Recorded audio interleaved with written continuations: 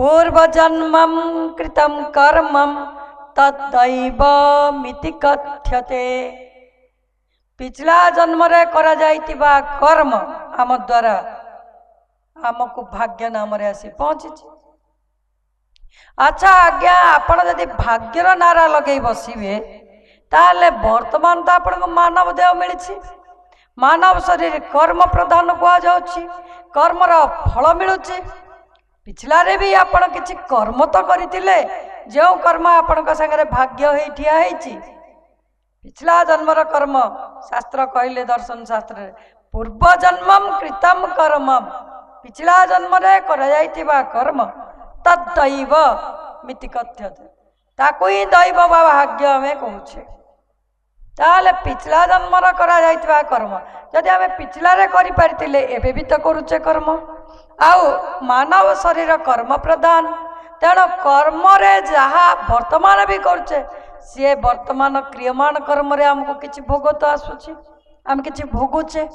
एतत् व्यतीत जहा सब रही जाउछि, धर आमे काको मिछ कहि ठकी देले, कहार लुंठन करदेले, कहा को मर्डर करदेले, आ गवाह मिलला नहीं, साक्षी मिलला नहीं, आ खसी गले जेल ले, आमको जेल दंड हैला नहीं। आमे बड़ खुशी, आमे मर्डर भी करदेलु, आमको कहीं धरी पारला नहीं। एपरि भी होछि संसार आज्ञा। तो यही जो से कर्म कला, मर्डर कला, किंतु प्रकृत साक्षी प्रमाण नहले दुनिया भी गवर्नमेंट ताकू दंड दे पारिबनी। तो साक्षी प्रमाण मिलला नहीं, से दंड विधान हो पारला नहीं, फसीगला। किंतु से जो दरबार प्रभुंकर बड़ दरबार रही, तांकर जो 84 लाख प्रकार जोनि रही जेल खाना, ता देहरु किए मुक्ति पाई जीवो? असंभव। तेणु ए जन्म रे जे भी खसी गला तार भाग्य संगे से कर्म रही, से आगामी जन्म रे भगवान का द्वारा दंडित हबो, निश्चित हबो।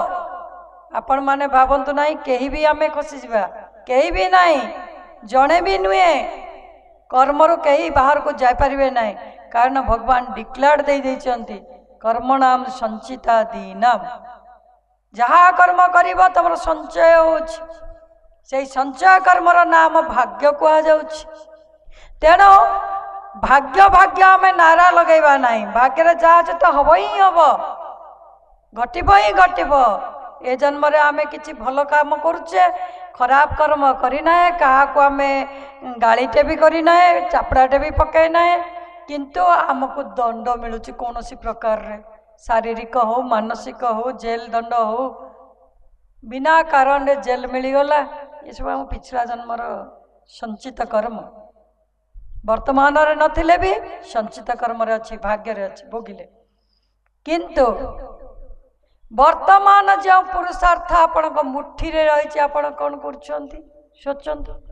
आग को जे भाग्य बनिब, आगुर तो आमे जानि नथिले, अपराध युक्त हेले, किंतु वर्तमान तो शास्त्र वेद आम सामने रे खोला है गला, आमे जानिले, प्रमाण मिलगला, आमर कर्मर फल हमको ही भोगिया को पड़ो। तेणु पुरुषार्थ प्रति ध्यान दियंतु, ये भाग्य जानिबा चक्कर पड़ंतु नहीं, भाग्य बनैबा चक्कर रे पड़ंतु। भाग्य जानिबा चक्कर रे जाई निजरा सर्वनाश करुचे।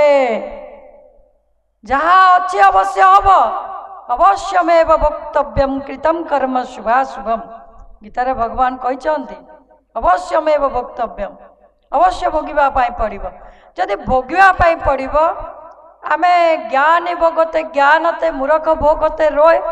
जे मूर्ख लोक सी कांदी कांदी भोगिबो, किंतु जे ज्ञानी लोक शास्त्रज्ञ लोक सी हसी हसी भोगिबो, हाँ मोर कर्म थिला हे गला छाड़। तेणु पुरुषार्थ को आमे विनाश करिबा नहीं, आमर कर्म को आमे बिगाड़िबा नहीं, भाग्य जानिबा चक्कर पड़िबा नहीं, कारण आमे तार किछि इलाज करि परिबा नहीं, ता पई आमे किछि उपचार करि परिबा नहीं, भाग्य को आमे रोकी परिबा नहीं। जहाँ हवर अछि अवश्य भगवान डिक्लेयर देइछन्ति।